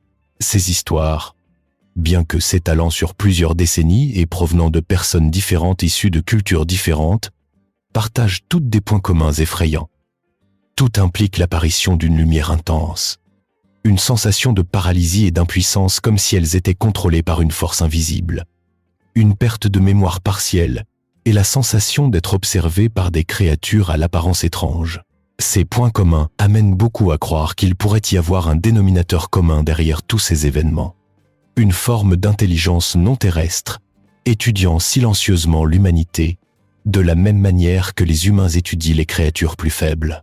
Une nuit silencieuse tomba sur la petite ville, située en bordure de la région montagneuse du Nord. Et dans cette atmosphère glaciale, Les histoires étranges de lumière flottant dans le ciel étaient de nouveau murmurées par les habitants, comme une habitude qui durait depuis des décennies, au milieu d'innombrables rumeurs aux couleurs mystiques. Une suspicion en particulier ne cessait d'alimenter les conversations, la disparition soudaine d'un jeune homme nommé Han, connu pour son amour de l'exploration mais qui n'avait jamais quitté la ville sans prévenir. Les premières personnes à remarquer son absence racontèrent que cette nuit-là, elles avaient vu un faisceau de lumière bleue pâle descendre sur la forêt derrière sa maison, accompagné d'un son étrange, semblable à une vibration prolongée dans l'espace. La rumeur se répandit rapidement, et beaucoup conclurent immédiatement qu'Han avait été enlevé par des extraterrestres. L'histoire devint si captivante qu'elle attira même des chercheurs des grandes universités de la région. Ils apportèrent des détecteurs de radiation, des appareils photo à capteurs thermiques et même des équipements de simulation de champs magnétiques pour déterminer si la forêt était réellement le lieu d'un phénomène anormal. Tandis que les habitants suivaient attentivement chaque geste de l'équipe de recherche, la curiosité et l'inquiétude grandissaient, car tout le monde espérait trouver une trace d'Han, ou au moins comprendre ce qui s'était passé au moment où le faisceau de lumière était descendu. Cependant, plus ils cherchaient, plus les résultats les laissaient perplexes, tout était normal. Aucune trace de radiation étrange, pas d'empreintes bizarres, et aucun signe d'impact physique sur la zone. Pendant que les habitants de la ville se perdaient en conjectures, un autre groupe d'experts se pencha sur un phénomène qui, depuis de nombreuses années, était souvent mal interprété, les troubles du sommeil. Ils suggérèrent que les histoires d'enlèvement par des extraterrestres pourraient très bien n'être qu'une confusion causée par le syndrome de la paralysie du sommeil. Lorsque les gens tombent dans un état de semi-sommeil, le cerveau commence à fonctionner de manière anormale, tandis que les muscles sont bloqués, donnant à la personne l'impression d'être écrasée ou maintenue fermement, incapable de bouger. De plus, une perception déformée peut créer des hallucinations de lumière, de silhouettes et d'entités étranges que les personnes en panique attribuent facilement à des extraterrestres. De nombreux cas ont été enregistrés où les gens croyaient avoir réellement vu des créatures étranges à côté de leur lit, alors que tout n'était que le produit de leur cerveau. En enquêtant plus profondément sur la situation d'Han, les experts découvrirent que le jeune homme avait partagé avec ses amis que, récemment, il dormait mal, ressentait souvent une sensation d'étouffement la nuit et s'était réveillé plusieurs fois dans un état d'immobilité. Cela rendit l'hypothèse des troubles du sommeil beaucoup plus crédible, bien que les habitants de la ville n'abandonnassent pas facilement leur croyance en une intervention d'une force extraterrestre. Un autre facteur mentionné par l'équipe de psychologues était celui des faux souvenirs. Lorsque les gens vivent un événement effrayant ou déroutant, leur mémoire peut être altérée avec le temps. S'ils sont ensuite influencés par des récits extérieurs, comme des histoires d'extraterrestres ou des séances d'hypnose régressive, le cerveau comble les lacunes avec des détails qui ne sont pas réels.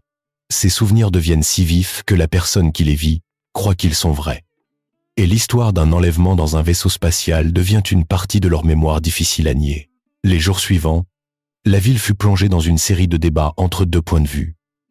D'un côté, on restait convaincu qu'Han avait été emmené par une civilisation lointaine pour des expériences ou des recherches.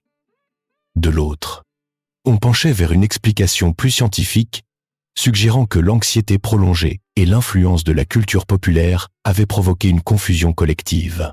Les films sur les objets volants non identifiés ou les histoires virales sur Internet avaient involontairement semé dans l'imagination de beaucoup l'image familière de créatures à grosse tête, à la peau grise et aux yeux noirs profonds.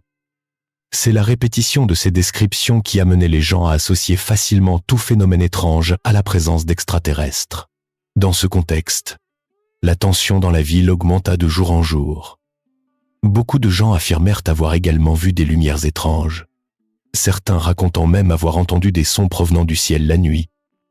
Cependant, lorsque l'équipe de recherche vérifia, il ne s'agissait que de phénomènes naturels ou de bruits de machines provenant des fermes voisines. Ce qui attira le plus l'attention des experts, c'est le niveau de stress des habitants.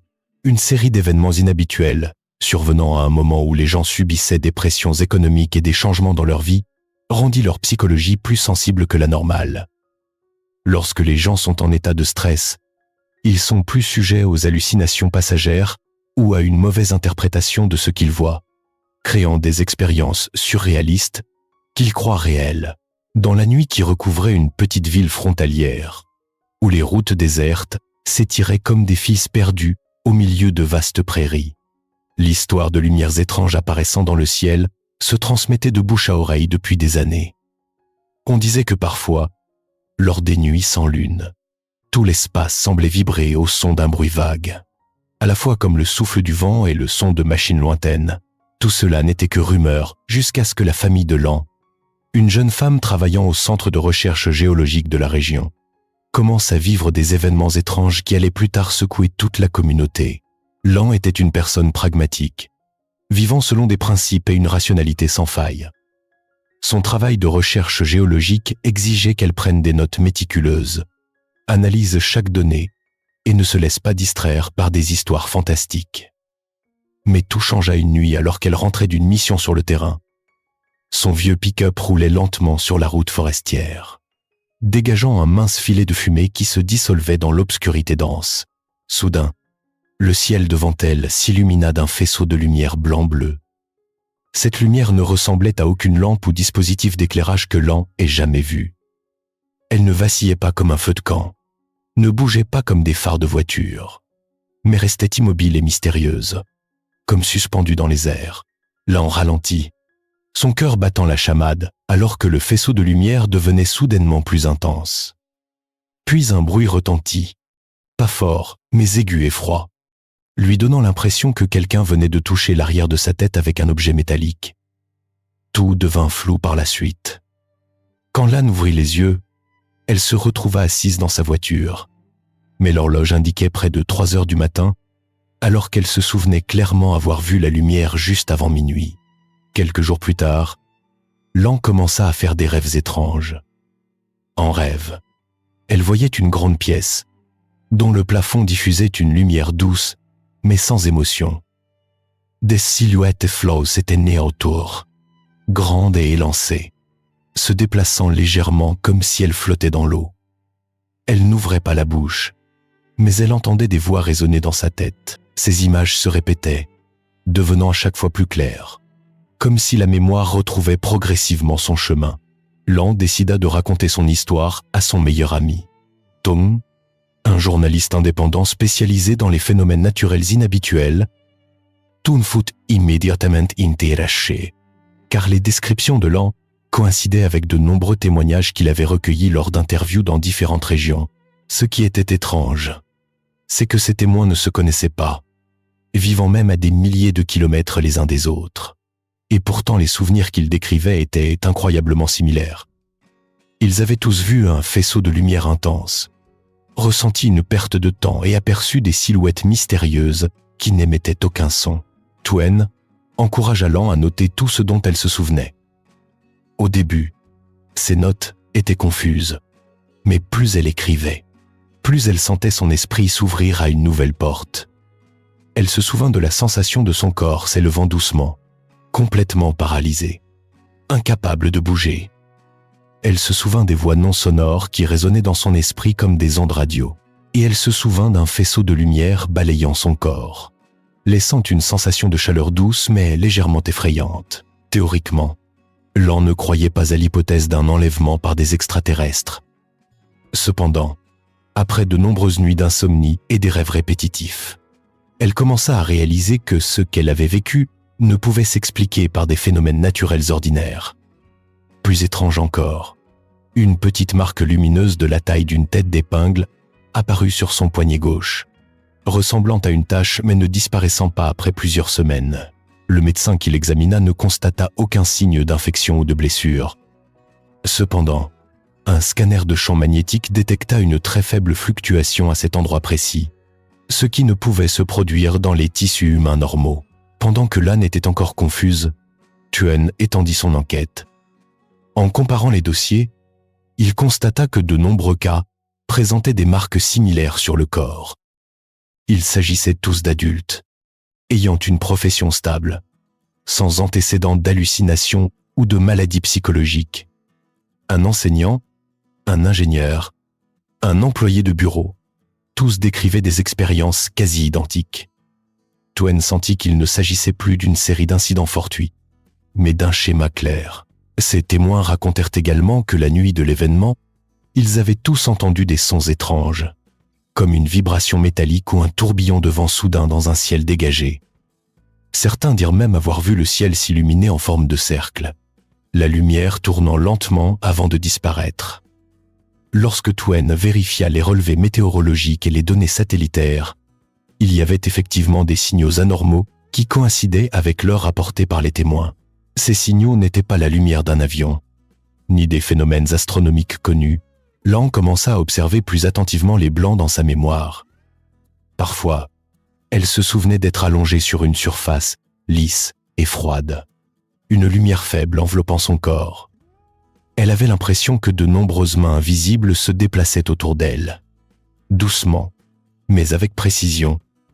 À ce moment-là, elle n'était pas effrayée, mais ressentait une étrange sérénité, comme si son esprit était apaisé par un langage non verbal.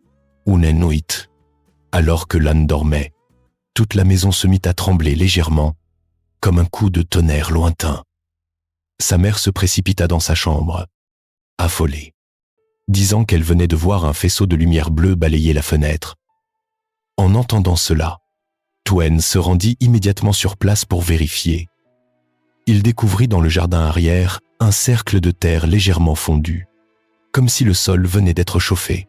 Bien que personne n'osât rien affirmer, la forme parfaite du cercle les fit frissonner.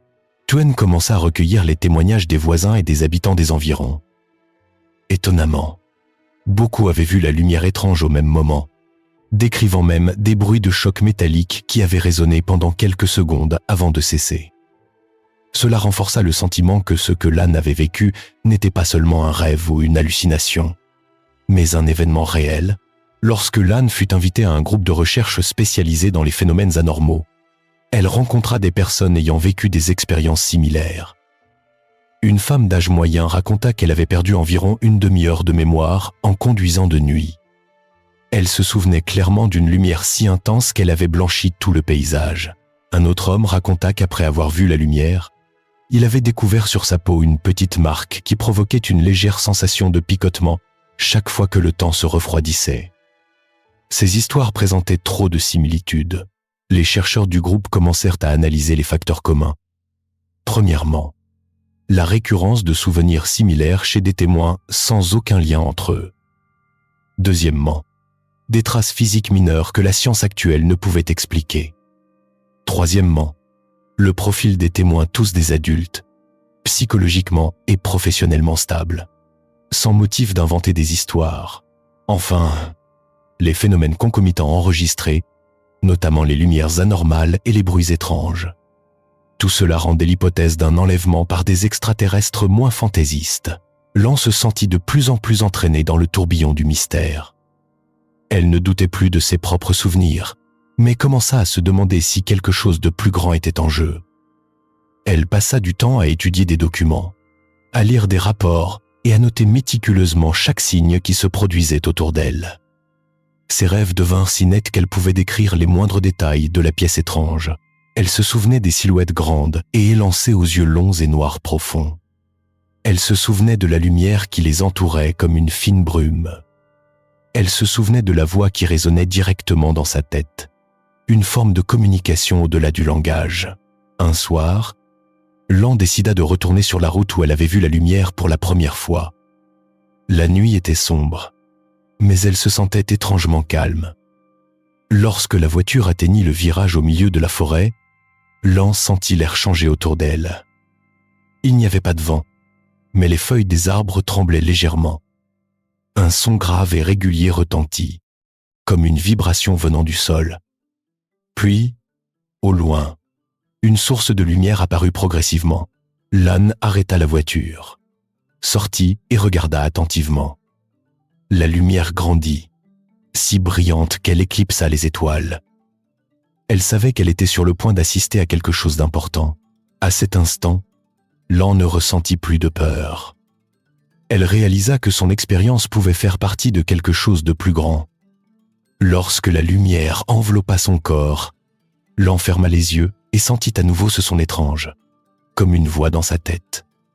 Ce n'était pas une menace, mais plutôt une invitation. Elle savait que la réponse à tous ces mystères était juste devant elle. Au moment où la lumière fut la plus intense, tout devint blanc. Puis, brusquement, l'obscurité revint. Lan ouvrit les yeux et se rendit compte qu'elle était seule sur la route, la lumière ayant complètement disparu. Mais cette fois, elle ne ressentit ni perte de temps, ni sensation étrange dans son corps. Au lieu de cela, elle eut l'impression qu'on lui avait rendu une partie de sa mémoire qui lui était auparavant cachée. Elle se souvint clairement de chaque instant dans la pièce lumineuse, de la manière dont ces êtres l'observaient avec un regard calme, sans aucune méchanceté. Elle se souvint des sons dans sa tête qui transmettaient leur curiosité envers l'espèce humaine, le fait qu'ils cherchaient à comprendre et à se connecter, non à envahir ou à nuire. Ces bribes de mémoire l'aidèrent à comprendre que ses expériences, ainsi que celles de nombreux autres témoins, pouvaient être une forme de contact non officiel. Tuen écouta l'histoire de Lan avec un air stupéfait. Il nota tout soigneusement, sachant que cela pourrait être la pièce du puzzle qui l'aiderait à mieux comprendre la série d'événements mystérieux qui durait depuis des années. Tuen croyait que la vérité sur ces étranges enlèvements ne résidait pas dans des théories fantastiques, mais pouvait être une forme d'interaction extraterrestre à un niveau supérieur. Les détails étroitement liés entre les témoins rendaient cette hypothèse de plus en plus convaincante. Dès lors, Lan ne se sentit plus hantée ni effrayée. Elle savait que son expérience n'était qu'une petite partie d'un tableau plus vaste que l'humanité ne pouvait encore comprendre. Des faisceaux de lumière étranges apparaissaient encore parfois dans le ciel nocturne. Des sons inexpliqués résonnaient encore de lieux lointains. Mais pour Lan, tout cela n'était plus des questions sans réponse. C'était devenu le signe que ce monde recelait encore de nombreux mystères à découvrir. Et que parfois, les expériences les plus effrayantes ouvraient la porte à une nouvelle compréhension. L'histoire de Lan et de ceux qui lui ressemblent continue d'être évoquée dans les discussions du groupe de recherche. Les données collectées sont de plus en plus nombreuses et la similitude des souvenirs des témoins de plus en plus évidente. Cela rend le point de vue en faveur de la réalité des enlèvements de plus en plus solide. Personne ne sait ce que l'avenir nous réserve. Lorsqu'on évoque les histoires d'extraterrestres, beaucoup imaginent immédiatement des vaisseaux scintillant dans le ciel et des créatures aux grands yeux ronds et au corps élancé. Cependant, dans le monde de la recherche sur les phénomènes ovnis, l'un des sujets les plus controversés est la suspicion d'enlèvement par des extraterrestres. Ces récits commencent souvent par des expériences étranges que les victimes rapportent elles-mêmes, allant de la perte de temps mystérieuse au sentiment d'être suivies, en passant par l'observation de lumières étranges ou l'apparition de créatures inhabituelles près de chez elles. Chaque témoignage est teinté de mystère, de tension et de confusion, provoquant chez l'auditeur un frisson de curiosité et d'effroi. Cependant, lorsque ces phénomènes sont examinés sous un angle scientifique, la crédibilité des histoires d'enlèvement extraterrestre devient un sujet de débat intense. L'un des facteurs qui suscite le scepticisme est le manque de preuves physiques solides. La plupart des récits sont basés sur les souvenirs personnels des victimes et sont parfois documentés par des enregistrements audio, des vidéos floues ou de vagues marques sur le corps. Aucun échantillon biologique, dispositif technique ou artefact ne peut confirmer l'existence d'êtres extraterrestres dans ces cas spécifiques. Cela rend difficile pour de nombreux scientifiques d'accepter l'authenticité de ces histoires, car la science repose toujours sur des données objectives, mesurables et vérifiables. Par rapport aux phénomènes confirmés, les récits d'enlèvements extraterrestres restent au stade de la suggestion, manquant de preuves concrètes. Une autre source de controverse est le risque de distorsion dû à la thérapie par hypnose. Dans de nombreuses enquêtes, les chercheurs ont utilisé l'hypnose comme un outil pour aider les victimes à se souvenir de détails oubliés. À première vue, cela semble être une méthode utile. Mais en réalité, la thérapie par hypnose peut conduire à de faux souvenirs ou à des distorsions. Lorsque l'esprit humain est dans un état de remémoration intense, il est très susceptible d'être influencé par les suggestions de l'hypnotiseur ou de la victime elle-même, ce qui peut amener à ce que le souvenir d'une expérience réelle soit mêlé à l'imagination ou au désir de la personne. De nombreuses études montrent que les souvenirs sous hypnose peuvent être déformés, voire complètement créés à partir de fragments imaginaires que la personne croit réels. De plus, le phénomène de la confabulation de la mémoire contribue également à réduire la crédibilité des allégations d'enlèvement extraterrestre. Les humains ont tendance à raconter leurs histoires de manière plus vivante avec le temps, en ajoutant des détails pour que le récit soit plus cohérent ou conforme à leurs croyances. Lorsque l'expérience est transmise oralement ou racontée à plusieurs reprises, la frontière entre la réalité et l'imagination devient de plus en plus floue. Cela crée une boucle où la victime renforce sa propre croyance en son expérience, et les autres, en entendant l'histoire, l'acceptent comme une vérité évidente. Tous ces facteurs expliquent pourquoi la communauté scientifique n'a pas encore reconnu l'authenticité des allégations d'enlèvement par des extraterrestres. Bien qu'il y ait de nombreuses études psychologiques et que des groupes spécialisés dans l'enquête sur les phénomènes ovni mènent des recherches, aucune preuve n'a été suffisamment convaincante pour la communauté scientifique mondiale. Les experts soulignent souvent que ces événements ne peuvent être vérifiés par des méthodes scientifiques conventionnelles et ne peuvent donc pas être considérés comme une réalité objective. Néanmoins, les histoires d'enlèvements extraterrestres continuent d'attirer l'attention du public, des médias et des chercheurs indépendants, car elles touchent à l'une des peurs les plus fondamentales de l'homme concernant le mystère de l'univers et l'existence possible d'êtres dépassant notre entendement. Cette controverse ne se limite pas au niveau théorique, mais s'étend au forum public, où les personnes qui racontent leurs expériences et les chercheurs opposés débattent fréquemment de leur authenticité. Une partie affirme que l'expérience personnelle des victimes est crédible et mérite d'être étudiée, tandis que l'autre souligne que le manque de preuves physiques et les risques liés aux méthodes de remémoration rendent toute conclusion hypothétique. Cette opposition crée un tableau complexe de la crédibilité de ces allégations, où la curiosité, la croyance et la science se rencontrent sans trouver de terrain d'entente. Ces histoires soulèvent également de nombreuses questions sur la manière dont les humains perçoivent la réalité et sur le fonctionnement de la mémoire face à des expériences inhabituelles. Certaines personnes sont-elles réellement enlevées par des extraterrestres ? Ou est-ce le résultat de phénomènes psychologiques complexes que la science n'a pas encore entièrement expliqués? C'est cette ambiguïté qui fait de la suspicion d'enlèvement extraterrestre l'un des sujets les plus controversés et les plus persistants dans le domaine de la recherche sur les ovnis. Il ne fait sans doute aucun doute que les histoires d'enlèvement par des extraterrestres sont devenues célèbres non seulement grâce à leur mystère, mais aussi en raison de cas spécifiques qui ont défrayé la chronique. L'un des cas les plus célèbres s'est produit à la fin des années 70. Lorsqu'un agriculteur du Midwest américain a raconté qu'il s'était réveillé au milieu de la nuit pour se retrouver à bord d'un vaisseau étrange où des créatures dégingandées aux yeux brillants l'entouraient. Il ne pouvait expliquer la sensation de temps manquant, mais son corps présentait par la suite des ecchymoses étranges dont il ne se souvenait pas de l'origine. Cette histoire s'est rapidement répandue, attirant l'attention de la presse et des chercheurs d'OVNI. Cependant, lorsque les experts sont venus enquêter, ils n'ont trouvé aucune preuve physique confirmant son témoignage. Cela a ouvert la voie à une longue série de controverses entre ceux qui croyaient en l'expérience de la victime et les scientifiques rigoureux exigeant des preuves tangibles. Un aspect qui complique encore plus les histoires d'enlèvements extraterrestres est l'utilisation de la thérapie par hypnose pour retrouver la mémoire.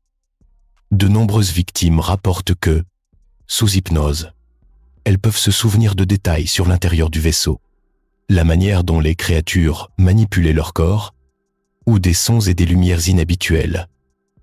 Ces détails sont souvent racontés de manière si vivante qu'ils donnent à l'auditeur l'impression d'y assister directement. Cependant, les psychologues soulignent que les souvenirs retrouvés sous hypnose sont facilement déformés.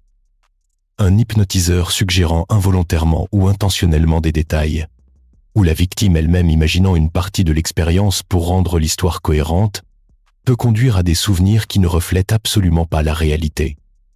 Cela signifie que chaque détail raconté sous hypnose doit être examiné avec soin avant de tirer des conclusions. Il convient également de mentionner le phénomène de la confabulation de la mémoire, un mécanisme psychologique subtil. Lorsque les humains vivent des événements inhabituels ou inexplicables, leur esprit a tendance à créer un récit complet pour se sentir en sécurité et mieux comprendre. Certaines victimes commencent à combiner leur expérience réelle avec des détails qu'elles ont lus dans des livres. vus dans des films ou entendus de la part d'autres personnes partageant des expériences similaires. Avec le temps, ces détails imaginaires deviennent une partie indissociable de leur mémoire, et les victimes croient que tout ce qu'elles racontent est exact. Cela explique pourquoi de nombreux cas présentent des détails étonnamment similaires, même lorsque les conteurs ne se sont jamais rencontrés ou n'ont jamais échangé d'informations auparavant. La controverse sur la crédibilité apparaît également au sein de la communauté de recherche sur les ovnis. Certains chercheurs soutiennent que le manque de preuves physiques solides ne signifie pas que l'expérience de la victime n'est pas réelle, mais reflète simplement les limites des outils et des méthodes scientifiques actuelles. Ils soulignent que de nombreux phénomènes cosmiques restent inexpliqués, et que le fait que des humains soient emmenés à bord de vaisseaux extraterrestres n'est qu'un type d'expérience que la science n'est pas encore en mesure de vérifier. Inversement, la plupart des scientifiques maintiennent un point de vue sceptique, arguant qu'il est impossible de se baser sur des récits personnels ou des souvenirs retrouvés pour affirmer l'existence d'extraterrestres ou d'enlèvements. Cette opposition dure depuis des décennies, faisant de ce sujet l'un des thèmes de recherche les plus controversés et les plus persistants. D'autres exemples frappants montrent également à quel point ce phénomène est difficile à vérifier. Une femme vivant dans une région montagneuse a raconté qu'elle s'était réveillée au milieu de la nuit pour se retrouver sur un lit métallique dans une pièce brillamment éclairée, entourée de créatures aux formes étranges. Après l'événement, elle a remarqué de vagues marques sur son corps. Mais lorsque les enquêteurs sont arrivés, il n'y avait plus aucune trace. Son expérience a été enregistrée par hypnose. Mais les psychologues ont averti que les souvenirs retrouvés pouvaient être confabulés. Malgré cela, elle et beaucoup d'autres sont restés fermes dans leur expérience, laissant le public à la fois curieux et sceptique. La tension entre la croyance personnelle et les preuves scientifiques met en lumière des questions profondes sur la nature de la mémoire et de la perception humaine. Les victimes ont-elles réellement vécu un événement surnaturel? Ou vivent-elles des phénomènes psychologiques complexes que la science n'a pas encore expliqués? Chaque histoire est comme un miroir reflétant les peurs, les croyances et le désir de connaissance de l'humanité sur l'univers. La plupart des controverses tournent autour de la question de savoir si la communauté scientifique devrait accepter les expériences personnelles comme des preuves.